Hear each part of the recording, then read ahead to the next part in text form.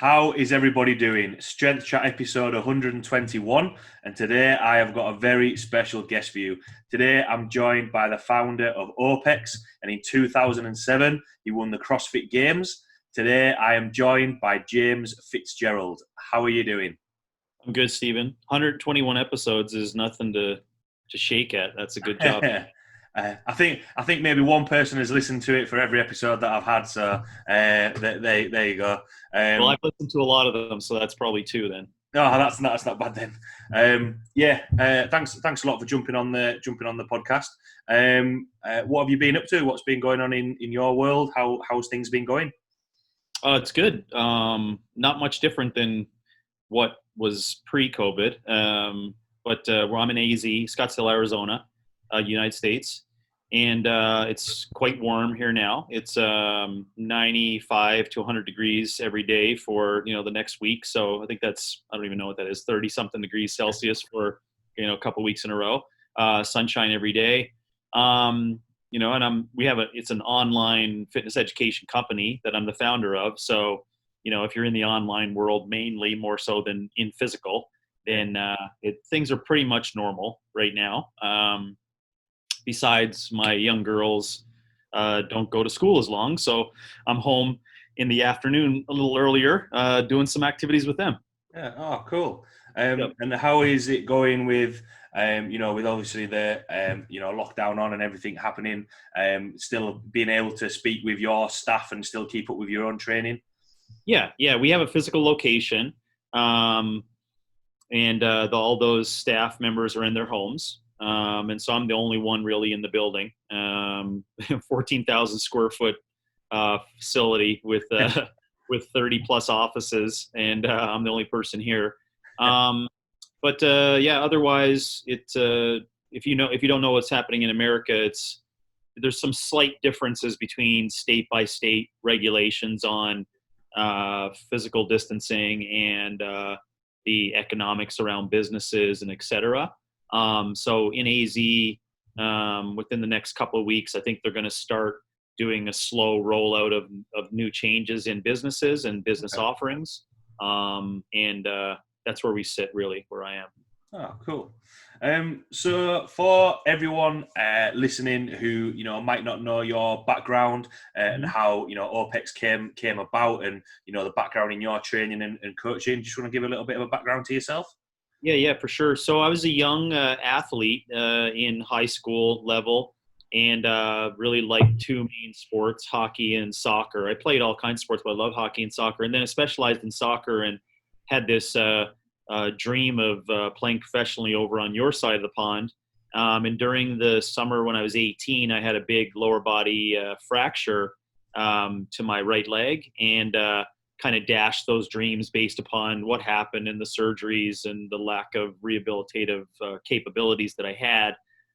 So then I really just transformed myself out of that athlete mode that I identified as, and just fell in love with working hard and lifting weights and just discovering this whole new aspect of fitness, which set me up for then saying, well, what do I do next? Okay, well, I guess you go to university and you learn about it. So I went and did my Bachelor of Physical Education with an honors dissertation in muscle fatigue with a biology minor, and then got out of that and went right into the quote-unquote fitness world.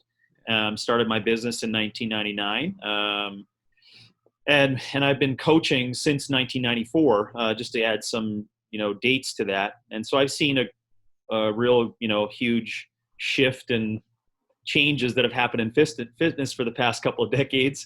Now, as of today, we run a global fitness education company called OPEX, where we basically just educate fitness coaches as to what it means to have value as a fitness coach through the principles we teach in our education.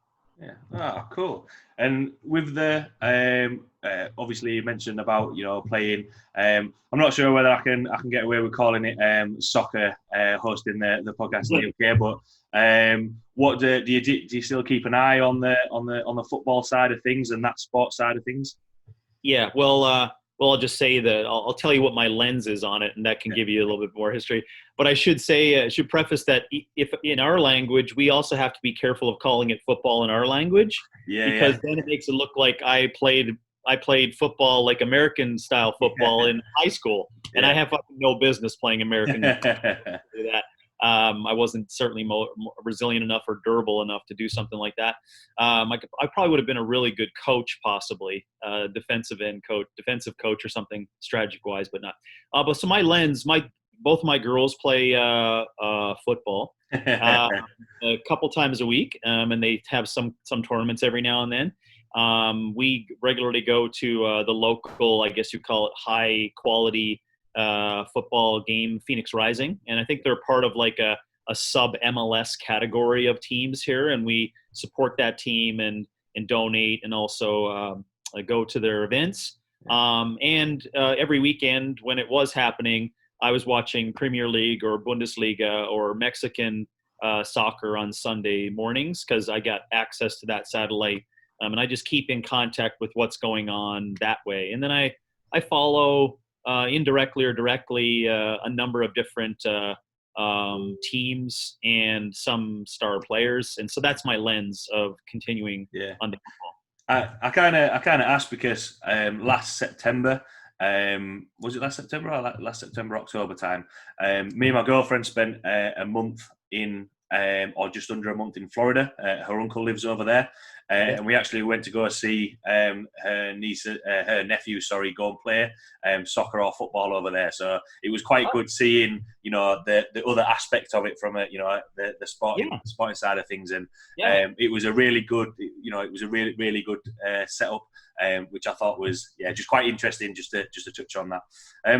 Did you not to sidewind that, but did you pick up any interesting things that you saw in the American style of play that's different? Just because, my brother used to always be the footballer, and I used to play a lot more rugby. I wasn't the most naturally gifted footballer there. But what I thought was quite good was that usually they all have in their own little areas, whereas there was all the age groups all the way through up to maybe near the end of the school year, if you like, and it was quite a big thing, rather than right, this is just the under 10s team. This is just they all seem to have different grades of team, and then the older you got, there was games going on, but there was also training. So for the one club that they played for, at the school that they played for, it was very much a one club mentality, which I thought was quite good. Whereas sometimes I feel in the UK system, it's like, right, well, this is the under 11s team. This is going to be completely different to the under 16s team. Whereas, especially being part of any community, it's good to have that continuation all the way through, which I thought was quite nice. Cool. Touching on the training side of things, so obviously playing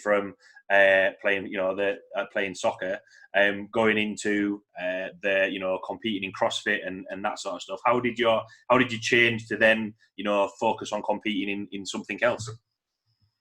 Well, when I played soccer at a competitive level in high school, fitness wasn't a part of training. The fitness training was, running the odd cross country race or doing other sports to help support the things that were applicable to soccer.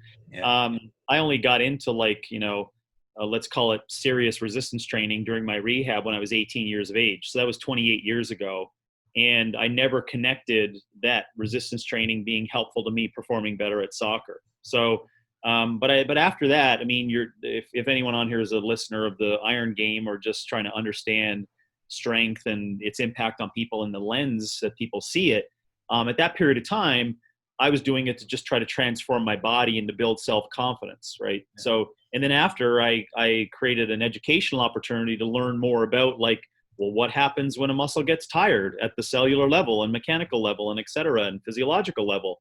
And so then I saw it with that lens. And then when I got into the practitioner route of it, prior to CrossFit in 99 to 2004, I just fucking did everything in fitness. Yeah. So strongman, cross-country running, long-distance running, triathlons, powerlifting, bodybuilding, you name it, because that's just what you did as a coach. You tried to practice and delve into everything to kind of figure out what are your tools that you're working with and to create systems of well, what's good for what person at the right time, right? Yeah. And then CrossFit came along and it kind of shook up the concept of what was inside of fitness. In my eyes, I saw it as another tool of things you can add to a repertoire of the offerings.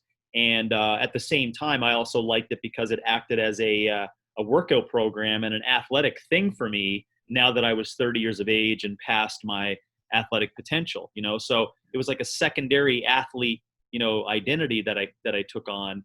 And so yeah, I'm not sure if I answered your question, but that's what my lens was going into that, and then experiencing it a different way. Yeah. Well, why I wanted to touch on that question and, the topics that we'll go into, obviously having a quite a broad experience of coaching, and having coached, various clients and various athletes.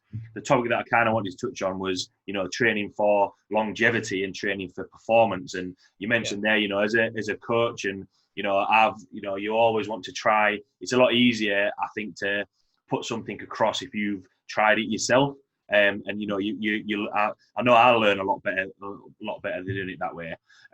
So the first thing I kind of wanted to touch on is in terms of training for longevity when and from a client's point of view. Yeah. Do you find that it's a natural progression that people will when they first get started try everything and then maybe necessarily gravitate more towards one thing that they start enjoying, and then maybe end up competing in something when it comes to training in the gym? Yeah, well, your latter question, I think that comes down to the intentions. So I'm not going to say what's right or wrong in terms of how you do it, but it goes down to intentions. Like, what's your overall goal, right? If you want to be popular, then you're going about doing things, like you'll go to 8 different courses and Instagram say that you were with all these mentors because you just want to seem popular or smart. But what was your intentions? Well, your intentions were just to seem like you're smart. Well, then you've attained that. But does that mean you know what it's like to train all those people? No, it doesn't. And so to your initial point, I would argue that it's not just the experience that allows then a coach to say, oh, I know what that feels like, especially in the story of longevity, right? And I'm not just virtue signaling my experience and age here when I say this, but I'm the only one that could speak about what it's like to do it for 25 years because I did it for 25 years. Yeah. You know what I'm saying? So you can't just like try CrossFit for 6 months and say, oh, that's definitely going to impede your longevity. How the fuck do you know? You know what I mean? You're just propagating a message that you just heard someone say. Now, it doesn't mean it's the wrong message. I'll be clear to argue with that point. But you got to define what that intensity means. You got to define how it connects to longevity. You got to define the intentions. So, and that's where, and I'll move the conversation over there if that's where you're kind of digging in for, is like, yeah, the intentions are super important. So if you want to like win at something and fucking go for it, then that's not natural. That's not natural order biologically, right? Like we just have to get okay with that, right? What I mean with okay with it, it means that all the methods that go inside of that should never be hijacked inside of what it means to live long and prosper. Yeah. Right. And all the academic work and research and shit and effort that people do on deep forums in their basement for 5 hours and they talk about over here is to like kill other people or kill shit. Right. Which is very admirable. Right. Yeah. And if it's sacrificial, that's great too. Right. But it has nothing to do with the methods that are inside of how to live long and prosper because you haven't defined what longevity means. Right. And if you define longevity as being around when you're 85, not sitting in a chair mumbling on medication for 10 years, right? And you can like kick a soccer ball or see your great grandkids and pick them up or get to the ground and then get back up or walk for 60 minutes or stand at a counter for 20 minutes. You know what I mean? Like if you can do that shit, I can guarantee you, I can tell you what you did for 25 to 40 years of age. And it wasn't intense sport. See how uncomfortable that is? Like no one wants to have that conversation, yet we know they're just not aligned the same way, right? We just know they're not aligned the same way. So I like to make a massive separation between my language on what is an athlete versus what is a human. Yeah. And then we can start talking about these things on intentions, which is what you asked about. Yeah, with that, because, and I think that's an interesting point because Obviously you mentioned there is like, right, well, I've done CrossFit for 6 months, so I know exactly what that means. Do you think that, from a client, a general population client that is thinking, right, well, I'm going to give this a go, I'm going to give that a go. Do you think that's maybe a lack of education and a lack of understanding, that they think they need to try everything and swap and change programs, rather than thinking, right, well, let's keep these underlying things consistent, and then maybe we can always dip a toe in certain things. Yeah. It is that. I mean, the market, we just got to remember, the market perceives as a whole as fitness as a fix to a shitty lifestyle, right? And they also can perceive it depending upon their age, right? If they're 18, 26, 33 with 2 kids, 52 and not giving a shit about their kids, but worried about the rest of their life, right? All these people see fitness differently, but as a collective whole and generalized, most people see fitness as a fix to a shitty lifestyle. Now, if you assume that as a priority going into all relationships, it shouldn't surprise you that people are inconsistent. They want to jump programs all the time. They want to get the cheapest system in fitness. You know what I mean? That shouldn't surprise us, right? So, but I think inside of there is where we should get inspired to help as fitness professionals, is we have to educate, have conversations, and build their working knowledge of the definition of what fitness is for longevity, and then give them proof of concepts in practice. So then 6 months down the road, they're like, so you're still doing okay, your behaviors are better, and you're still kicking it? Good. Fucking keep going. You know what I mean? Like, we've got proof. 6 months is all good. Small changes, great, and then set the tone for what does it look like after 6 years, right? So ask questions like, what are you doing after 6 years? Are you still coming in here where I'm fucking telling you what to do? That's fucked up. You know what I mean? Like, we got to have those conversations. We got to make those statements, right?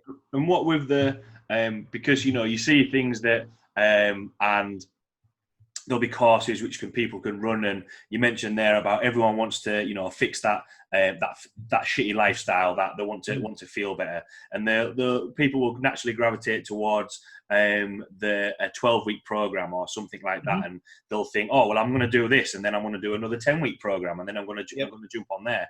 And you obviously talk a lot about the language that you're going to use with the clients that you're working with. So when you're sitting down with a general population client and talking about trying to educate them a little bit, what are the processes that you sort of go through to? Because I've sat down with clients and been like, look, I don't just want you strong for 12 weeks. I want you strong for the rest of your life. I want you to keep making progress or keep consistent. What's the processes that you kind of follow with that?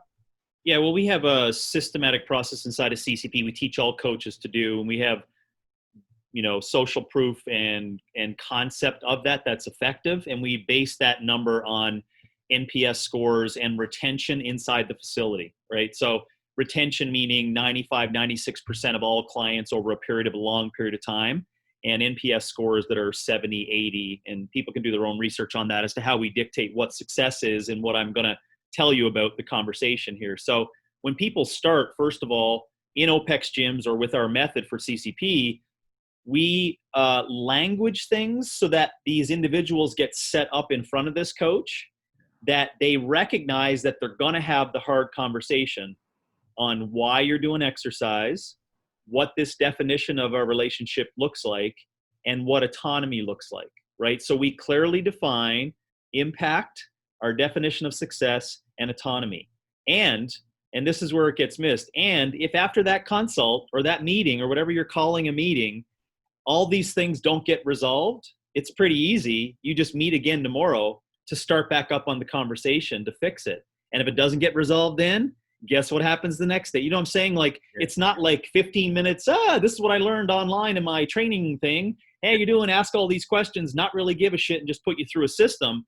Of course, that's going to result in everyone trying to fix the whole system because you never sat down with that person. So my question back to the person who asks around, like, what does it look like so that you can maintain those conversations is, what does your system look like?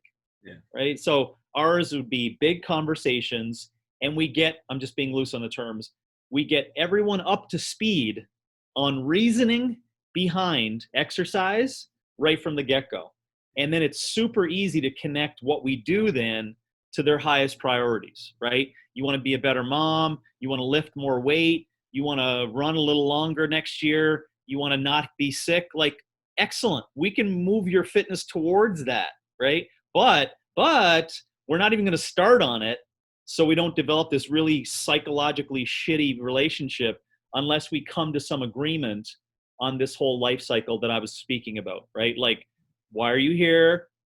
And again, I just need to reiterate, if you're as a coach, you're like, I don't even know if I did get there with them. Yeah. That's okay. Start training and then just do a recheck every week. Just be like, hey, let's review what we talked about. Are we still on the right path? Because they may go, well, you know what? I've had a change of heart. Okay, great. Let's talk about what that looks like, Yeah, absolutely. And it's funny you said there, after a week, you might not have got there. After a week, you might change things. Things do change. When they actually get up and running, the client might turn around and think, well, actually, no, now that I'm doing this, I want to get with that. And it's funny that, you touched on there, sitting down and having a conversation with clients and thinking about, what their why is. So we have a sort of like a vision of success or what they want to work towards. And then we sit down and we talk through them. And, I know there's, why I like the content that you put out there, there's a lot of information on, look, these are the corrective exercises that you can use to get people out of pain and,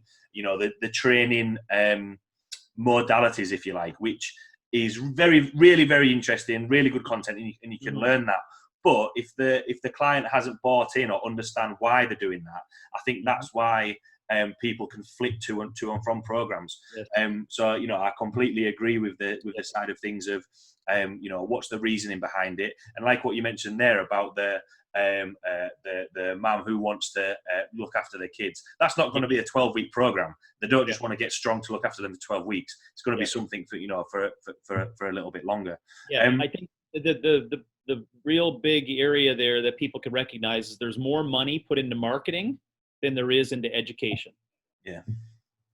And who's making money right now? All the marketing tech groups, right?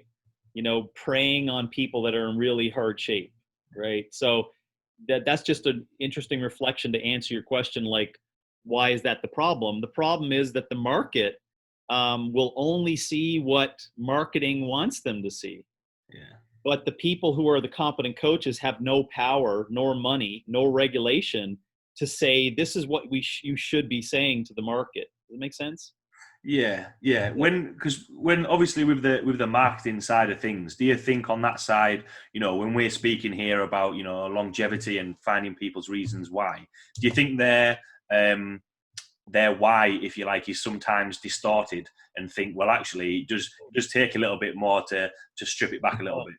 Dude, yeah, we call it, like, just as a storyline, it's like 7 levels of distortion, right? Like most people are coming into you with the 7th level, right? That's what you need to recognize. So it's not just like, oh, I'm going to have a conversation on positive psychology and then we'll get them going. It's like, no, people have winded themselves into this fucking nihilistic rabbit hole of what fitness is to them, that you may, and this is the not so cool part about, asking questions and having a conversation, you may very well uncover the fact that this person doesn't give a shit about fitness and doesn't want to do it, right? So it's all an injected value. But the way I say it is, you're much better off for the pain that's inside of that, not having that person around, but sending them on their way should they wish to come back after a year's period. Yeah. So most people, we get them up to like 3rd level, where they're kind of sniffing what the truest reason is behind it. And then over time, to your point, that starts developing into what we call a true alignment of why they're coming in every day. And then when we call it the highest level, highest order, the highest order in the relationship is when they're not coming in anymore. Yeah. And that's another brain stretch for people. But collectively, that's what we need to work on in fitness. We need to work on teaching people how to navigate this shit, right? And not come in to see us, right? They need to be on their own, being capable of doing this shit on their own. Yeah. And that's the long-term play for people. We call it the highest order of that. Yeah, I kind of like to use the analogy of, as you go through the school system, at some point you end up leaving school and you're in the big wide world, Yeah. by Yeah. by yourself. And it comes back to what we chatted about in terms of education, that when the coach isn't there, they can make the decisions of, well, do I need to eat this? What am I doing with my training today? Just on the, because you touched on the side of things, whether when people aren't they're not going to buy into the fitness side of things, and they just want that sort of that quick fix. And sometimes it might be a case of, look, this may not work. We need to come back around. Come back when you're thinking about that. On a little bit of a tangent from a coach's point of view, what sort of pieces of advice, or how would you approach a situation like that? Because I know sometimes it is, you kind of want to help everybody and think, yeah, we're going to sit down and do this. But sometimes, like I mentioned about that vision of success, if that isn't filled out, then, they're not buying into the process that we want to go through to help them to get there, want to be. What are your thoughts on that? Yeah, I think, and to be quick on it, because we can go in multiple angles, and should you wish to do so, we can, but I'll just give the idea of generalize it's most fixed when the coach shows vulnerability and authenticity to say that they didn't pick up on some things, and you and them both have gone down this path that has led to disorder, right? Not dysfunction, but disorder, right? So what you say is like, listen, I'm going to be completely honest here. I just wasn't aware that it was going to lead to this.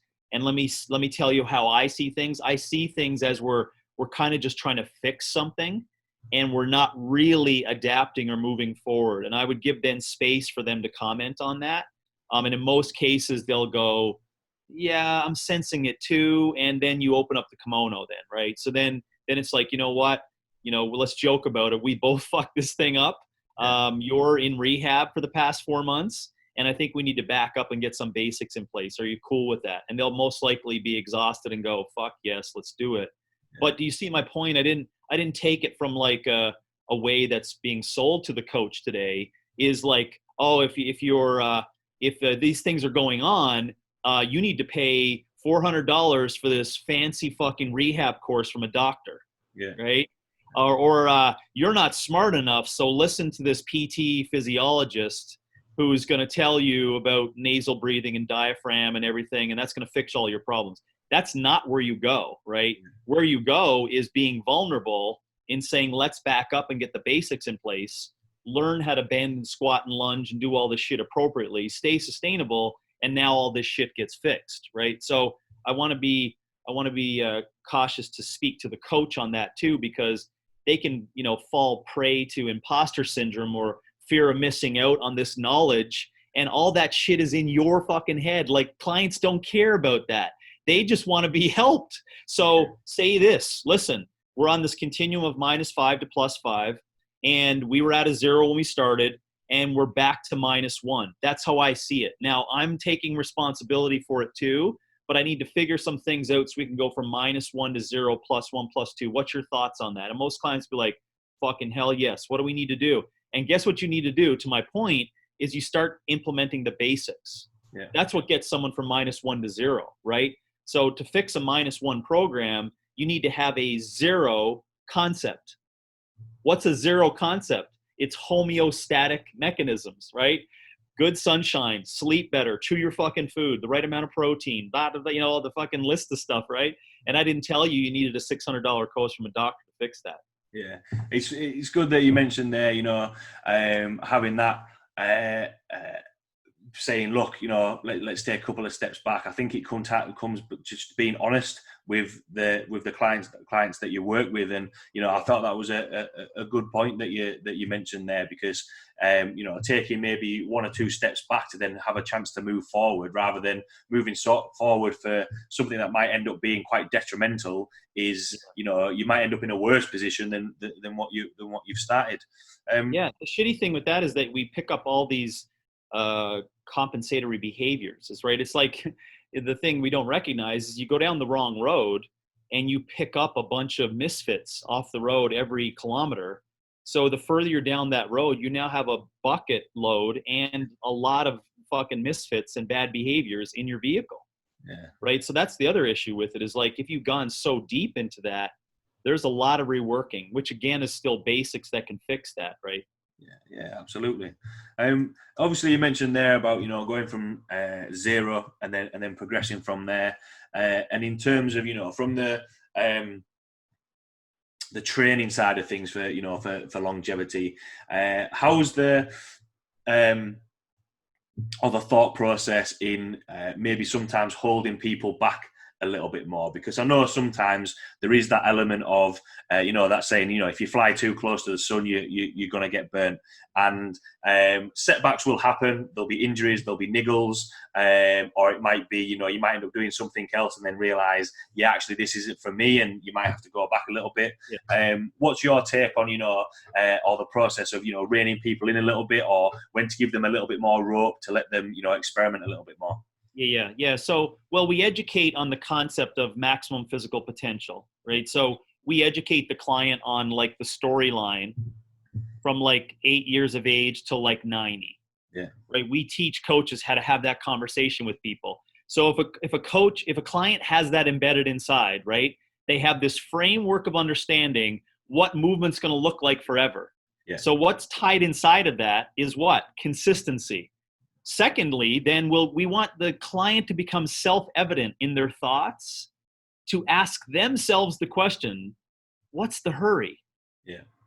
That's not for me to decide, right? So if you're like, well, James, give me some cool tricks that we can fix the person who wants to like get out of range and like step ahead and you need to pull back.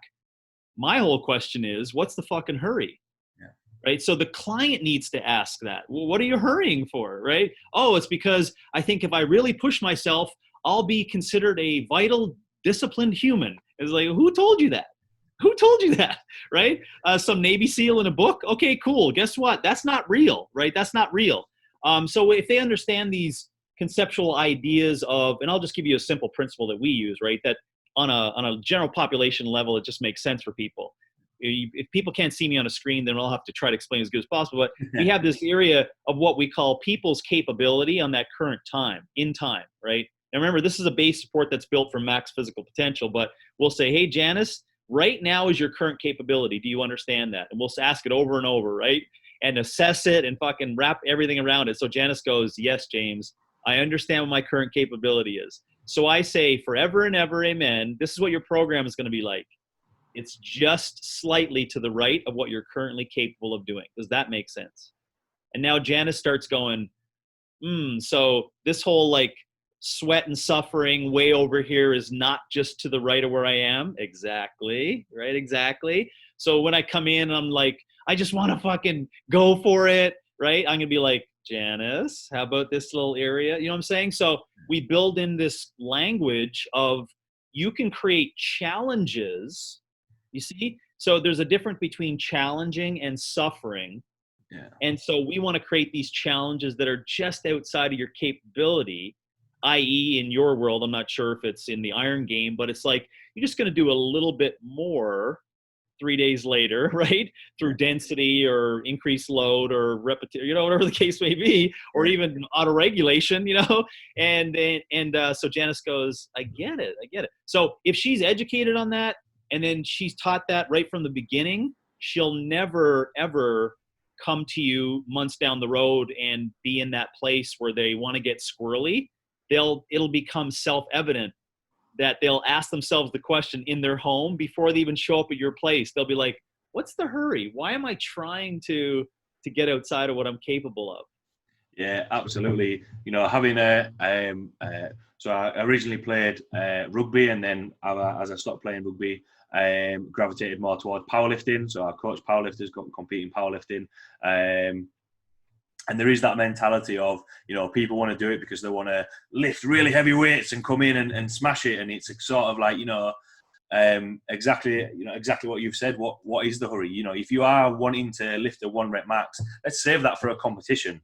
There's no reason. And as well as people start, going through the competitions, right? Well, okay, you want to go to nationals, okay. Let's focus and have that for the big push. We don't need to absolutely bust the gut maybe regionals or something like that. There's always that time, and as well, if it does come to, and we'll probably move on to the performance and the competition side of things. But there's always going to be other competitions. It doesn't have to be that that competition there is the be all and end all, because there could be loads of other things that might happen for that, which I think is from that point of view, and the analogy that you use there is interesting, and it is that case of, look, we want it to be challenging rather than just at the end there just thinking, oh my god, what did I get out of that? Yep. Touching on the performance side of things, so obviously we've mentioned about the process of adding in education to realise why people are training for longevity. And when it comes to training in the gym, whether it be weightlifting or gymnastics or jumping into CrossFit or powerlifting, do you think people, because it's something new and there's a performance-based outcome, they can see that actually they're getting better at something, that they actually sacrifice longevity a little bit more, and like what you said, dive into that a little bit too much at the expense of maybe other areas of health and fitness? Yeah, I definitely think it does happen a lot, and in multiple sports. I feel okay with saying that.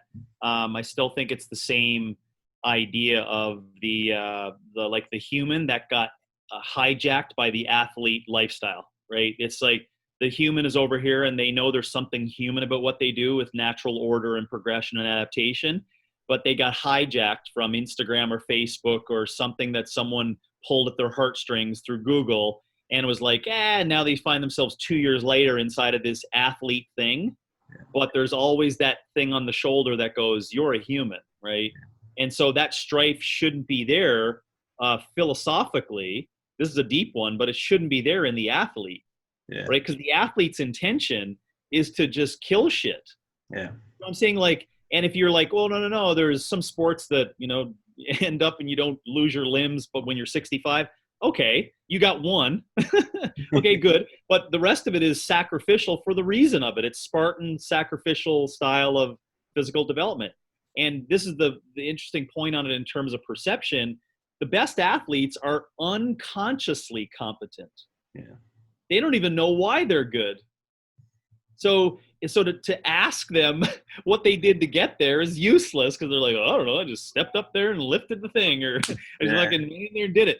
But that's what makes them so good, right? So if you're actually thinking, right, if you're thinking, which means you're trying to be conscious of all this shit you're doing over here, you got a long ways to go to become the true athlete, because you got to move yourself up to the point where all your shit's unconscious and you're really good. That's called unconscious competence, which is the highest order level, I would think, of athletic experience. Now, over in the human area, we want people to be long-term unconsciously competent. So at 85, you're like, what did you do to live the best life and to look like you do and like be so cognitively developed? And they'll go, I don't know, I just had a whiskey a night. You know what I mean? They didn't even know what they did. You know what I'm saying? Yeah. So that's what the humans should get long-term. But they're hardly ever really going to move to that super unconscious level of really high physical competence. They'll be at this conscious competence level a lot. But athletes need to go way over to no man's land. Like you've probably seen, the ones that win or do the best over time, the ones that think the least. Yeah. They just don't think about it. Just fucking let shit work itself out. And if you could be okay with regulation and being okay with what you're capable of and fighting off the devil every now and then, you're going to do okay. It is an interesting point, and obviously we said at the start, having yourself competed at the top level as well, but then also working with the general population. How have you found that switch, if you like, to change it a little bit? Because especially from the athlete's point of view, we've said the goal is, right, well, look, I want to win. This is what we're working towards. How did you find the switch and managing that? Yeah, well, the switch takes about a decade. So it's not like a shining moment. Yeah. But, in that, I hope people heard the language, right? Like I do movement every day, and I've been doing movement now. I'm almost on my 10,000th movement session that I categorize. So it takes a lot of time. And I don't want to be a hypocrite in saying it's like, I saw the light one day, indirectly I did a number of times, but it was a good eye opener to kind of connect to like what is fitness and the journey along that for longevity versus that. But the thing that is positive around that journey, not saying it's a right or a wrong, because I sure shit wouldn't ask anyone to go through what I did to end up seemingly looking like this or being like this. That doesn't, just because the way I look doesn't mean that I'm healthy. That's a whole other area for judgment. But I picked up a lot because I experienced both sides. Yeah. So I could speak to both sides. And I can also clearly define what longevity means versus what athleticism means, right? So to answer it, it took a long time to the switch. It wasn't an aha moment. Yeah. And that's the beautiful thing around the experience of continuing to do fitness, is that the truth becomes revealed, right?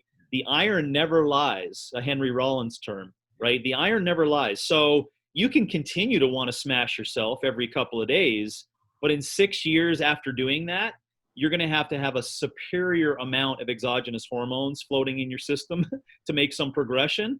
Otherwise, the truth just gets revealed. You don't want to show up. Your back hurts. Your fucking joints are achy. You can't eat enough calories to seemingly think that you're going to strengthen your nervous system to lift more. Like, that's what I love about fitness and the physical journey, right? It reveals itself. So for those who are like, I don't know when I can make that switch, I'm at all this tension between athlete and human mindset, I'll just let you know that just love it. Love the fact that you're doing this struggle. And then over time, the truth will reveal itself, right? I'll give you a personal anecdote of mine. It's a common story. It's one of many, but I remember being the fittest in the world at one point in time as classified, right, through organization. And, then going inside to play with my kids. And I seemingly thought to myself, I need to warm up to get down to the floor and play around. Like I couldn't lunge or I couldn't cross my legs and play with them. Think about that, right? So, but I'm the fittest in the world.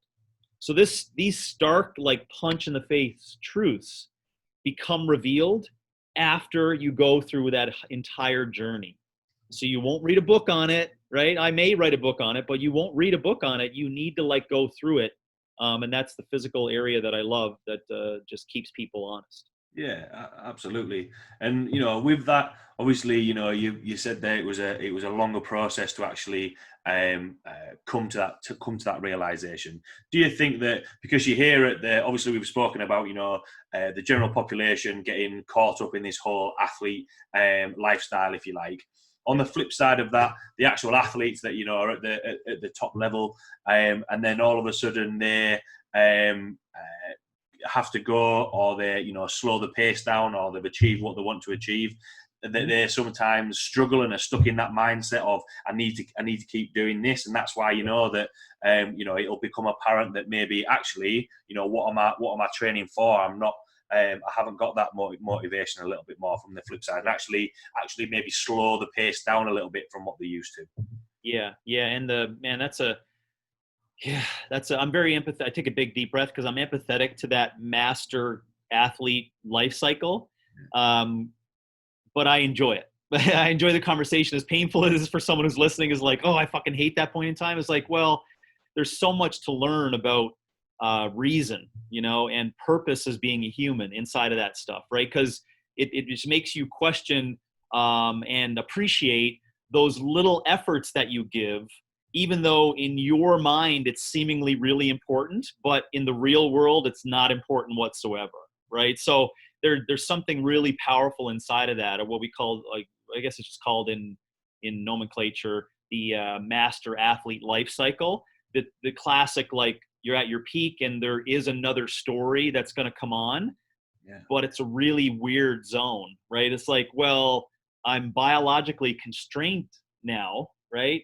And I'm not continually to move up. So what do I do? And this question is a really powerful, somewhat depressive, but really enlightening question, what you're bringing up there.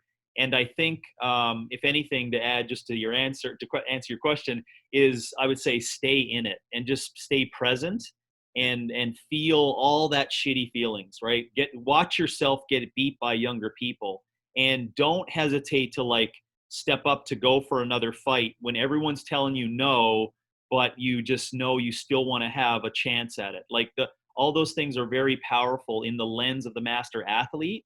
that is a burden that you should take on. That's going to make the other side so much more powerful. The last thing you want is that person struggling for years and regretting the fact that they never really tried again. They never really put that extra little effort in to really test relative potential as a human. And I would, because I went to that area and like, it takes a lot away from your health. There's a lot of good shit inside of it, let me tell you. So I'm definitely on behalf of the athlete who's washed up, and seemingly in their own head washed up, and they're still struggling. I would say be present, stay with it, stay positive, and the truth still becomes revealed, but don't give up. That's what I would say in that. Yeah, I think that's a really good way of looking at it. And, trying to ask these questions, having seen both sides of it, really good to sort of, pick your brains a little bit. So with the performance side of things, and just touching more on the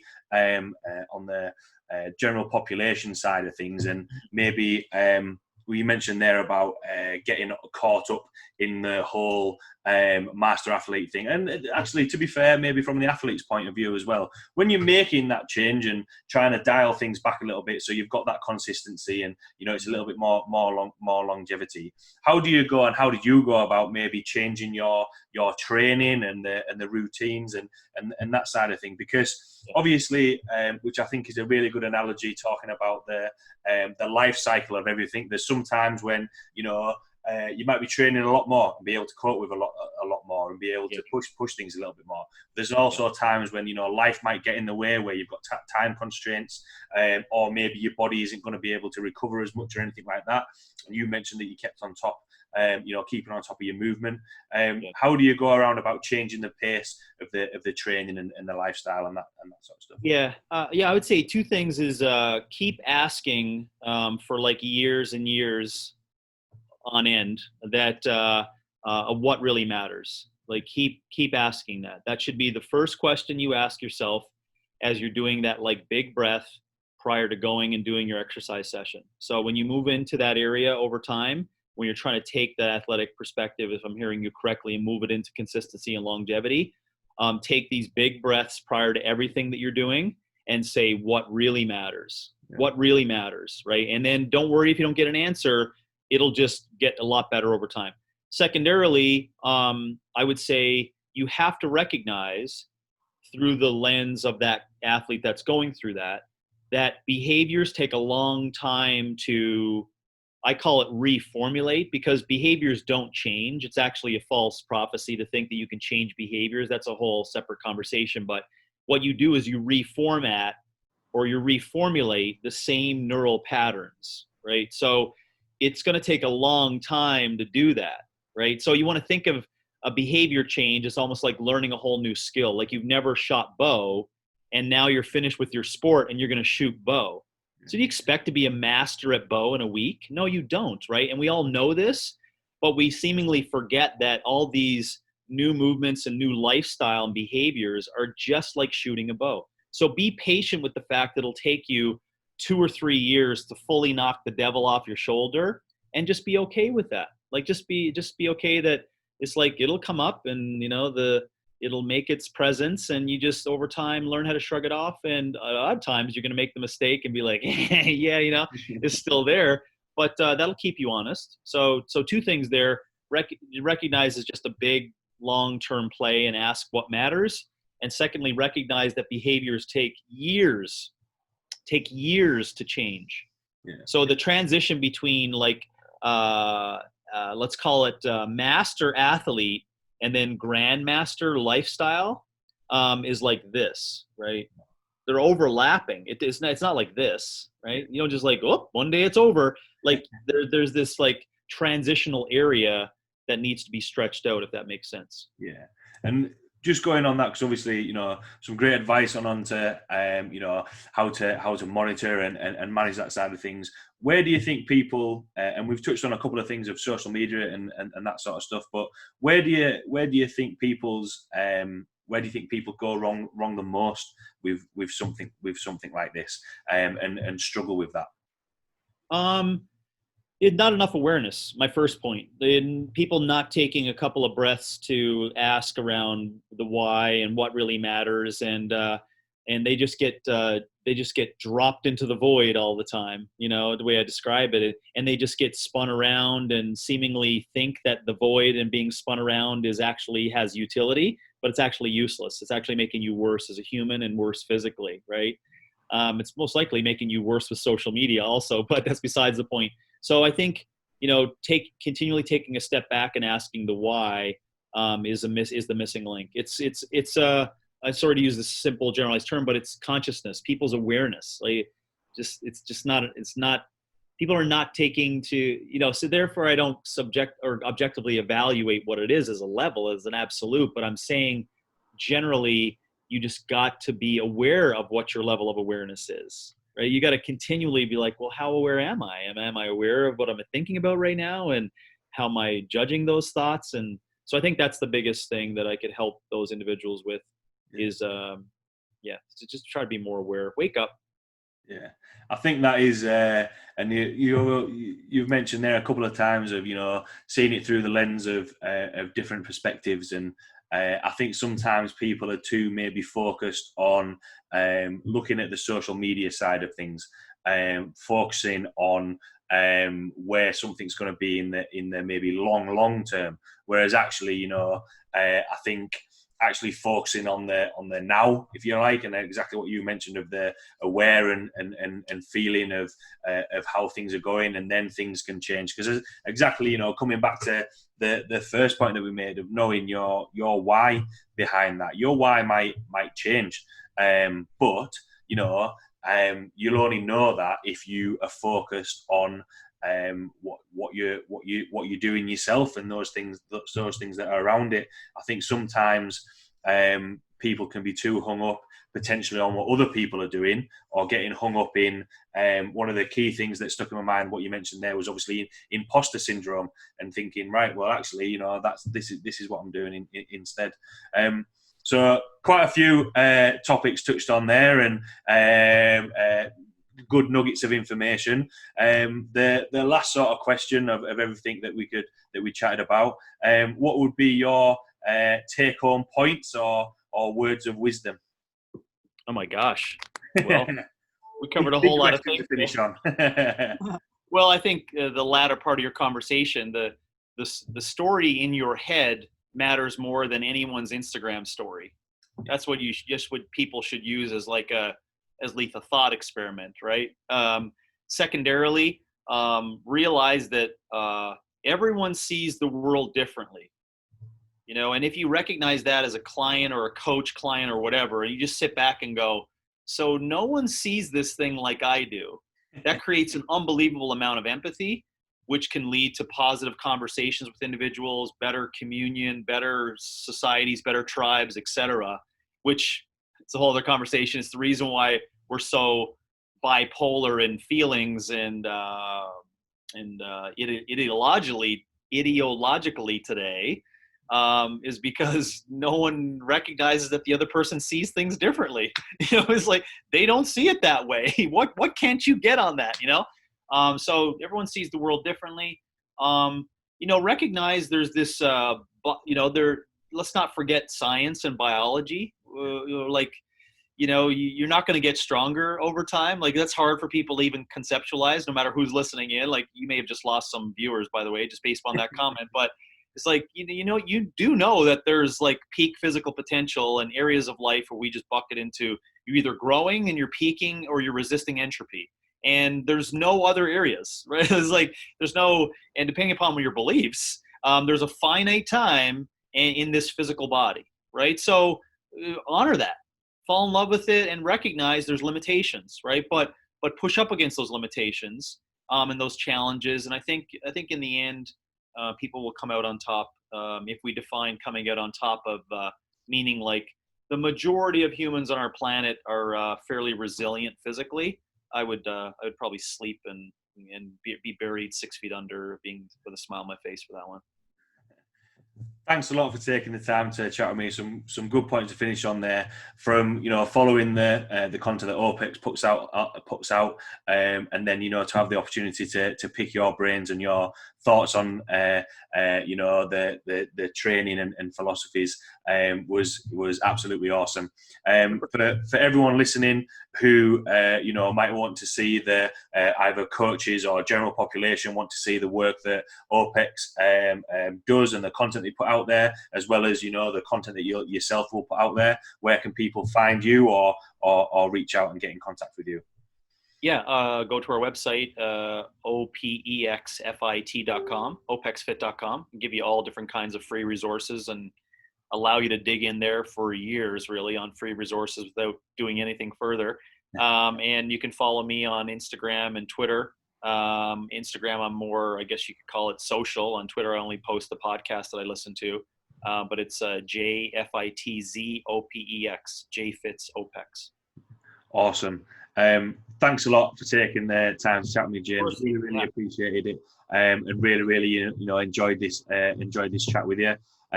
Thanks a lot to everyone listening, and I will see you all next week.